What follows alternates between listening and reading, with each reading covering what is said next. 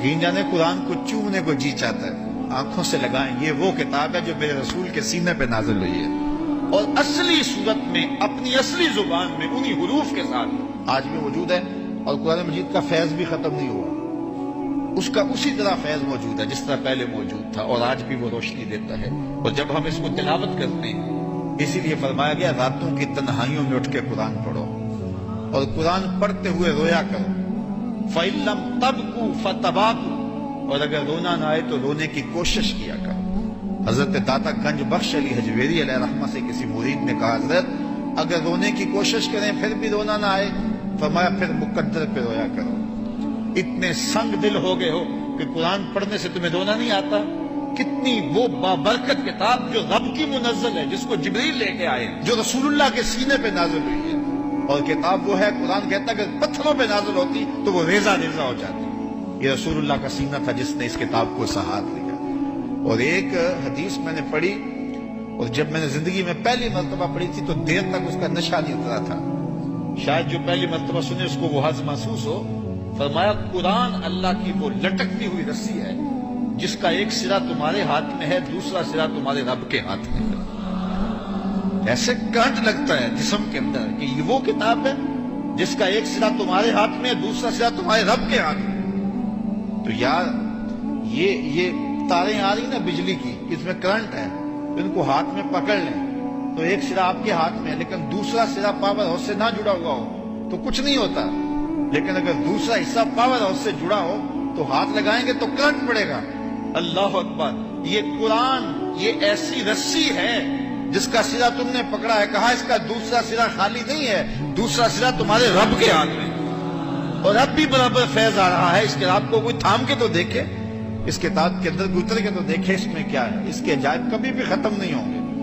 حضرت مولا کائنات سید علی المرتضیٰ رضی اللہ تعالیٰ عنہ نے جب حضور سے پوچھا کہ حضور پھر اس دور میں بچنے کی صورت کیا، تو فرمایا اللہ کی کتاب، اور آگے حضور نے ایک لفظ ارشاد فرمایا، فرمایا یہ وہ کتاب ہے جس کے عجائب کبھی بھی ختم نہیں ہوں گے۔ یہ کتاب کبھی بھی ختم، اس کے عجائب اور اس کی روشنیاں اور اس کے دامن سے پھوٹتی ضیائیں، اجالے کبھی بھی ختم نہیں ہوں گے، اور یہ ہمیشہ انسانی زندگی میں چراغاں کرتا رہے گا۔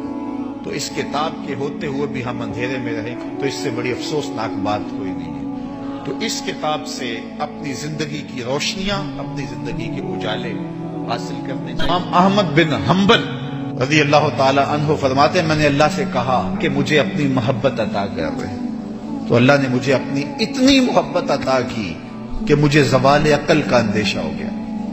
پھر میں نے ایک دن کہا مالک مجھے اپنا اب قرب عطا کر دے، تو آواز آئی میرا قرب چاہتے ہو تو پھر قرآن پڑھا کرو۔ تو قرآن انسان کی ضرورت ہے، کیونکہ انسان کی سب سے بڑی ضرورت جو ہے وہ ہدایت ہے۔ ہدایت انسان کی وہ ضرورت ہے جس کو مانگنے کی تلقین دی گئی۔ اللہ سے رزق مانگنا چاہیے، لیکن کوئی نہیں مانگے گا وہ پھر بھی دیتا ہے۔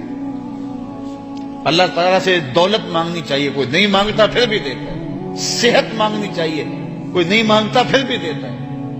لیکن ہدایت اتنی اہم ضرورت ہے کہ جسے میسر ہے اسے کہا گیا تو بھی مانگ۔ روزانہ ہر نمازی ہر نماز کی ہر رکعت میں وقالتاً یا اصالتاً پڑھتا ہے اہدنا الصراط المستقیم، یہ روزانہ پڑھتا ہے، اور وہ مصلی پہ کھڑا ہو کے قبلہ رو ہوتا ہے، اور پھر بھی یہ مانگ رہا ہوتا ہے۔ مجھے بتاؤ کتنی ضرورت ہے انسان کی ہدایت۔ تو ہدایت انسانی ضرورت ہے، اور ضرورت کے لیے ہمیں محنت کرنی چاہیے، اور محنت کریں گے تو جھولی خالی نہیں جائے گی۔ اور اس کا بہت بڑا منبع اور بہت بڑا سرمایہ اور بہت بڑا چشمہ ہمارے پاس قرآن مجید کی صورت میں موجود ہے۔ میں ایک اور بات کروں، کسی نبی کا کوئی معجزہ اس نبی کی امت کے پاس آج موجود نہیں ہے۔ حضرت موسیٰ علیہ السلام کے معجزات تھے، ساتھ لے کے چلے گئے۔ حضرت عیسیٰ علیہ السلام کے معجزات تھے، ساتھ لے کے چلے گئے۔ چھوٹے معجزات نہیں، بڑے بڑے معجزات تھے۔ ید بیضا دیا گیا، اور پھر کوڑی کو ہاتھ پھیرتے شفا ملتی، نابینے کی آنکھوں پہ انگلی رکھتے روشنی اتر آتی، مردے کو ٹھوکر مارتے اٹھ کے باتیں کرنے لگ جاتے۔ کتنی بڑی بات ہے۔ حضرت موسیٰ علیہ السلام کا معجزات دیکھیے، عصا ہے کبھی سام بن جاتا ہے، کبھی جھاڑیاں اس سے توڑتے ہیں، کبھی پتے جھاڑتے ہیں، کبھی رات کو روشنی دیتا ہے۔ ید بیضا ہے، کیا کیا معجزات تھے۔ کبھی پتھر پہ مارتے ہیں تو پھٹ جاتا ہے، پانی کے چشمے پھوٹتے ہیں۔ لیکن آج عصائے موسوی بھی نہیں ہے، آج ید بیضا بھی نہیں ہے، آج جو ہے وہ معجزات نبیوں کے ان کی امتوں کے پاس نہیں ہے، اور میرے نبی علیہ السلام کا سب سے بڑا معجزہ قرآن آج بھی اصلی صورت میں ہمارے پاس موجود ہے۔